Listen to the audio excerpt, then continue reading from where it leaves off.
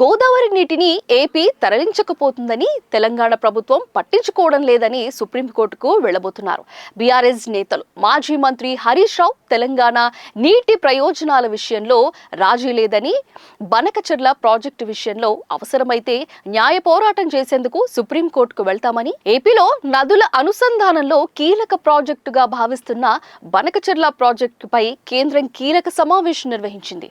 పోలవరం బనకచెర్ల ప్రాజెక్టుపై రాష్ట్ర ప్రభుత్వం ప్రతిపాదనలు, ఆర్థిక సహకారంతో సహా ప్రాజెక్టుకు పూర్తి వివరాలు కేంద్ర ఆర్థిక శాఖ ముందుంచారు.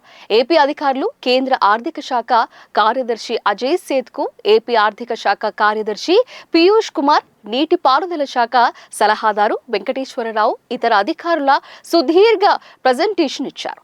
పోలవరం నుంచి బనకచెర్లకు నీటి తరలింపు ప్రాజెక్టుపై కేంద్ర ఆర్థిక శాఖకు పూర్తి వివరాలు అందించారు రాష్ట్ర అధికారులు. 81,000 కోట్లతో ప్రాజెక్టును ప్రతిపాదిస్తున్న రాష్ట్ర ప్రభుత్వం ఈ ప్రాజెక్టుతో రైతులకు, ప్రజలకు కలిగే ప్రయోజనాలపై ప్రెజెంటేషన్ ద్వారా వివరించారు. గత నెల జరిగిన భేటీల్లో ఈ ప్రాజెక్టు ప్రతిపాదనలను ప్రధాని, ఆర్థిక మంత్రికి వివరించారు సీఎం చంద్రబాబు. సీఎం ప్రతిపాదనపై పూర్తి వివరాలు ఇవ్వాలని గతంలోనే కేంద్ర ఆర్థిక శాఖ కోరిన నేపథ్యంలో నార్త్ బ్లాక్ ఆర్థిక శాఖ కార్యాలయంలో 2 గంటల పాటు బనకచెర్ల ప్రాజెక్టు గురించి చర్చ జరిగింది.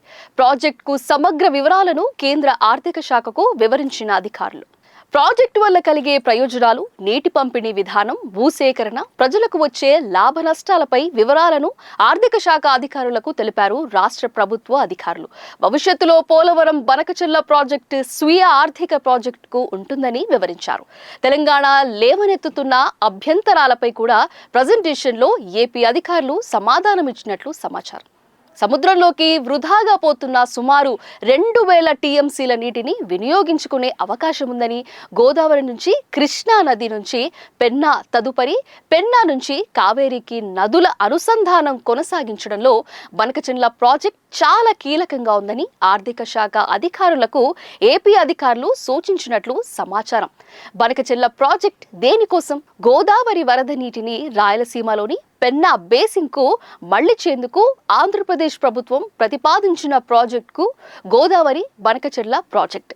ఏటా వర్షాకాలంలో సముద్రంలోకి వృధాగా పోతున్న గోదావరి వరద జలాలను రాయలసీమ, ఉమ్మడి నెల్లూరు, ప్రకాశం జిల్లాలకు తరలించేందుకు గోదావరి టు బనకచెర్ల ప్రాజెక్టును నిర్మించాలని ఏపీ ప్రభుత్వం నిర్ణయించింది. కృష్ణానదిపై ఎగువ ప్రాజెక్టుల కారణంగా నీళ్లు సరిగ్గా రావట్లేదు. మరోవైపు గోదావరి నుంచి సగటున ఏటా 2,000 టీఎంసీల నీళ్లు సముద్రంలో కలిసిపోతున్నాయి. ఇందులో 200 టీఎంసీల వరదల సమయంలో మళ్లించాలనేది ఈ ప్రాజెక్టుకు ప్రధాన ఉద్దేశంగా ఏపీ ప్రభుత్వం చెబుతోంది. కేవలం వరద వచ్చే రోజుల్లోనే నీళ్లు తరలించి ఉండడంతో గోదావరి డెల్టాకు ఇబ్బంది ఉంటుందని భావిస్తోంది.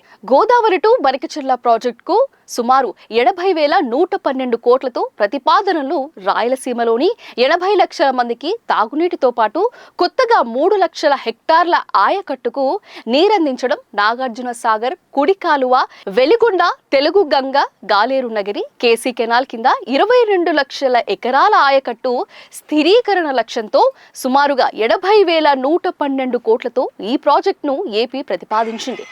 ఈ మేరకు కేంద్ర జలశక్తి శాఖకు ఏపీ ప్రభుత్వం నివేదిక ఇచ్చింది.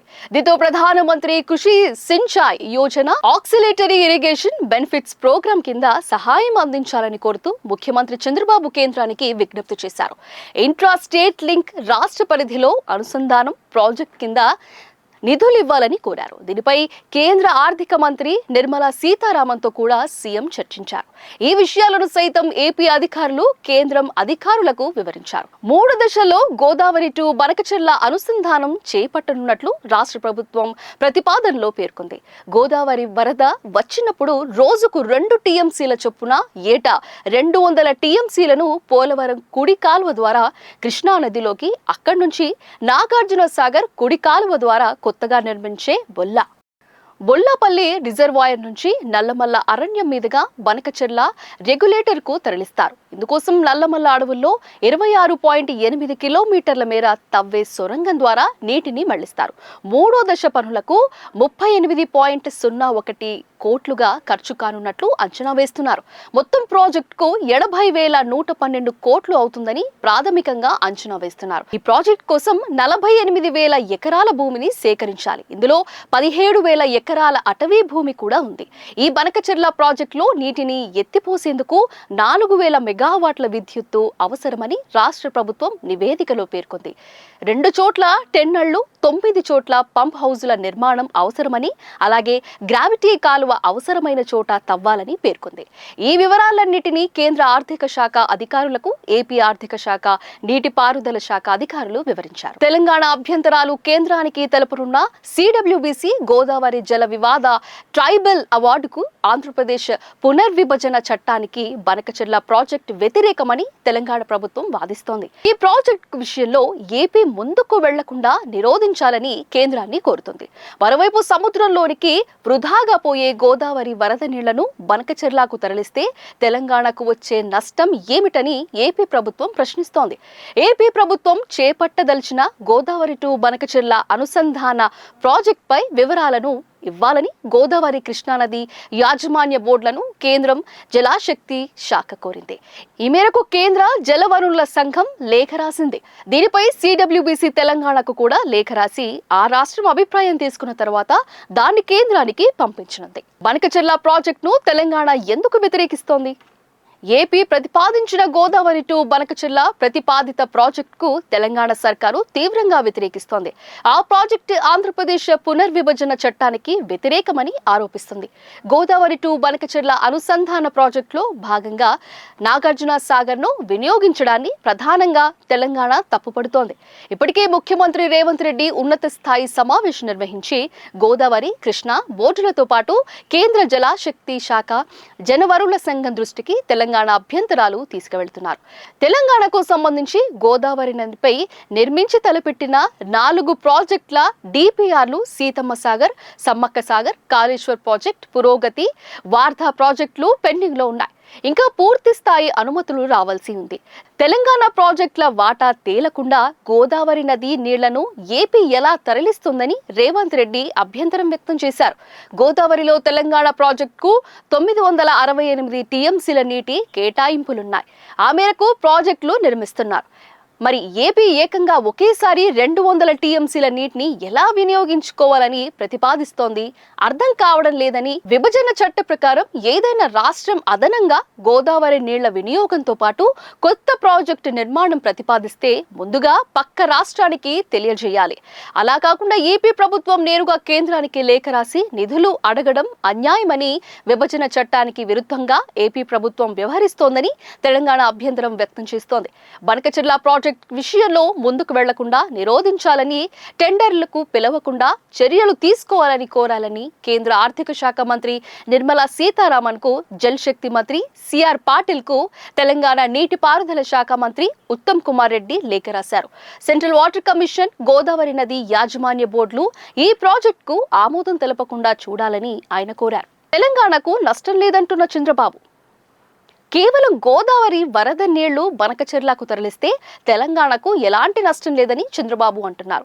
నదీ ప్రవాహానికి సంబంధించినంత వరకు ఏపీకి తెలంగాణ ఎగువ రాష్ట్రం, గోదావరిపై తెలంగాణ రాష్ట్రం కాళేశ్వరం ప్రాజెక్ట్ నిర్మించినప్పుడు తాము అభ్యంతరం చెప్పలేదని చంద్రబాబు అంటున్నారు. గోదావరి టు బనకచెర్ల అనుసంధాన ప్రాజెక్టుకు ఏపీకి గేమ్ చేంజర్ అవుతుందని భావిస్తున్నారు. ఇప్పటికే ప్రధాని మోదీకి సైతం ఈ ప్రాజెక్ట్ నివేదిక అందజేస్తున్నారు.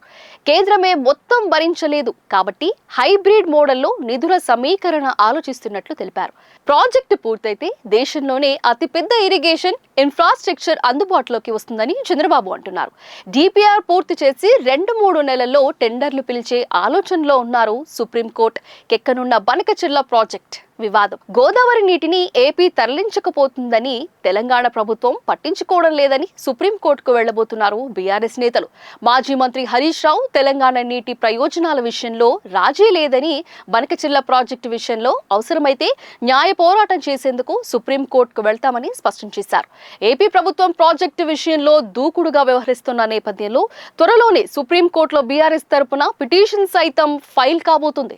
అనేక అభ్యంతరాలు, వివాదాలు ఉన్న పోలవరం బనకచెర్ల ప్రాజెక్టుకు కేంద్రం ఏ మేరకు సహకారం అందిస్తోందని, ఎంతవరకు అనుమతి ఇస్తుందని, తెలంగాణ అభ్యంతరాలు ఎంతవరకు పరిగణలోకి తీసుకుంటుందని, ఏపీ నదుల అనుసంధానం కళ ఎంతవరకు నెరవేరబోతుందనేది కేంద్రం తీసుకునే రాజకీయ నిర్ణయంపైనే ఆధారపడి ఉంటుంది. దీనికోసం కొన్నాళ్ళు లేదా కొన్నేళ్లు ఎదురు చూడాల్సిన పరిస్థితి ఉంటుంది.